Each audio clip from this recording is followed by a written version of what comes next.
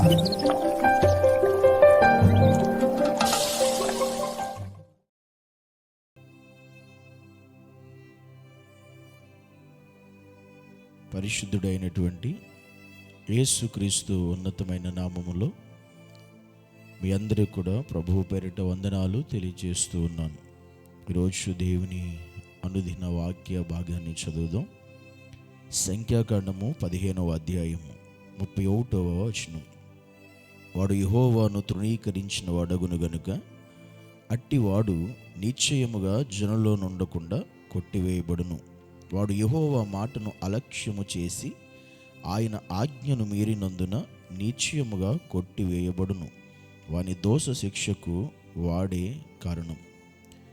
దేవుని మాటను ప్రక్కన పెడితే ఏమవుతుంది అనే విషయాన్ని బట్టి ఈరోజు దేవుడు మనతో మాట్లాడుతున్నాడు. ఈరోజు మనం అనేకమైన మాటలు ప్రతి దినము వింటూ ఉంటాం. అనేక రకరకాల మాటలు వింటూ ఉంటాం. అనేక మంది ఆలోచనలు మనం తీసుకుంటూ ఉంటాం.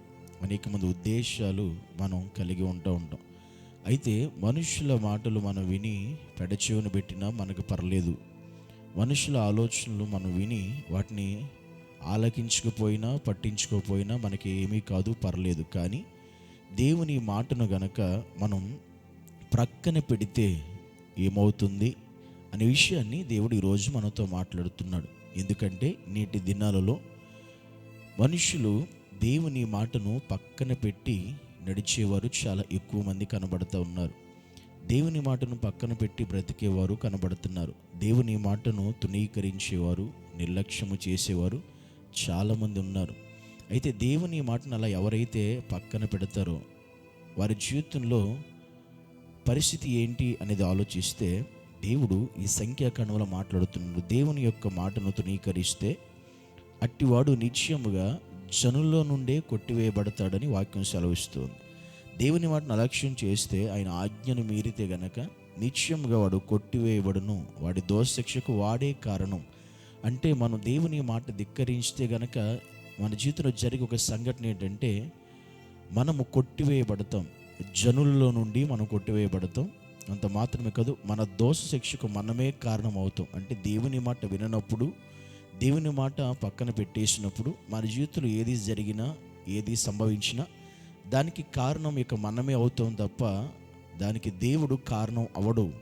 చాలామంది జీవితాల్లో దేవుని మాటను పక్కన పెట్టి వారి జీవితంలో తర్వాత ఏదైనా నష్టము, ఏదైనా కీడు, ఏదైనా సంభవిస్తే వారు అనుకుంటున్నారు, దేవుడు మాకు ఇంత అన్యాయం చేశాడేంటి, దేవుడు మాకు ఇలా జరిగించాడేంటి అని చాలామంది దేవుని అంటూ ఉంటారు.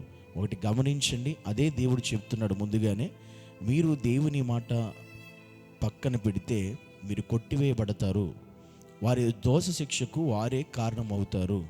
అందుకే దాని అర్థం ఏంటంటే మన జీవితంకి ఏది జరిగినది మనమే బాధ్యులం, దేవుడు కాదండి దానికి బాధ్యుడు. అందుకే ఈరోజు దేవుడు మాట్లాడుతున్న మాట, మనం ఎవ్వరి మాట పక్కన పెట్టినా పర్లేదు, కానీ దేవుని మాటను మనం పక్కన పెట్టేవారుగా, పెడచెవిన పెట్టేవారుగా, నిర్లక్ష్యం చేసేవారుగా మనం ఉండకూడదు. ఆ దేవుని మాటను బట్టి మనం నడవాలి, బ్రతకాలి, జీవించాలి. ఆ సృష్టించిన దేవుని మాటే, బ్రతికిస్తున్న దేవుని మాటే, మనని కాపాడుతున్న దేవుని మాటే మనం పక్కన పెట్టేస్తే ఇక మన జీవితంలో ఏ పరిస్థితులు జరిగినా, సంభవించినా దాని కారకుడు దేవుడైతే కాదు. మనం దేవుని ఏలెట్టి చూపించలేం. కానీ దేవుని పట్ల మన అన్ని విషయాల్లో బాగుండి మన దేవునికి మహిమకరంగా ఉన్నప్పుడు, అప్పుడు మన జీవితం ఏది జరిగినా మన దేవుని అడుగుటకు సరిపోతాం, లేకపోతే మనం సరిపోం. అందుకే ఈరోజు మనం ఎవరి మాటను పక్కన పెట్టాలి అంటే దేవుని మాటను కాదు, మనుషుల మాటను పక్కన పెట్టి దేవుని మాటను తీసుకుని ఆ దేవుని మాటకు విలువ ఇచ్చి ఆ దేవుని మాటకు భయపడి ఆ మాటను బట్టే మన జీవితంలో మన ముందుకు అడిగేసేవారుగా మనం ఈ దినాల్లో ఉండాలని ఈరోజు దేవుడు మనతో మాట్లాడుతున్నాడు. కనుక ఇక నుంచి అయినా మనం మనుషుల మాటలు కాదు, దేవుని మాటనే మనం లక్ష్య పెట్టాలి. మిగతా వాటిని పక్కన పెట్టాలి, దేవుని మాటకు విలువ ఇవ్వాలి. అలాగా దేవుని మాటను మనం విలువ ఇచ్చి భయపడి లోబడి బ్రతికే జీవితాలు దేవుడు మనకు అనుదినము మన జీవితాల్లో అనుగ్రహించి మనం నడిపించునుగాక. ఆమేన్.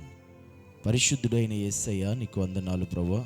నీ సన్నిధిలో అనుదినము ఒకవేళ మేము నీ మాటను పక్కన పెట్టి మా జీవితంలో మా దోష శిక్షకు మేమే కారణమవుతున్నామేమో మమ్మల్ని క్షమించండి ప్రభు. అలా కాకుండా నీ మాటను విని నడిచి జీవితం అందరికీ దయచేయమని యేసు నామమును బట్టి ప్రార్థించి అడిగి వేడుకుంటున్నాము పరమ తండ్రి. ఆమేన్.